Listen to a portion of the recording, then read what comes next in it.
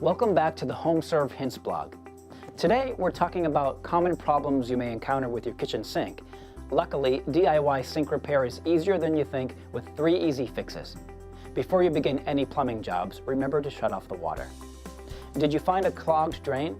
Purchase a plunger, snake, or heavy-duty drain cleaner from your local hardware store. These tools will usually get the job done. Faucet that won't stop dripping? Try inspecting its parts, including handles, knobs, the faucet itself, or aerator screen. If any of these items are damaged, a replacement may be necessary. These jobs are simple to DIY with a little online research.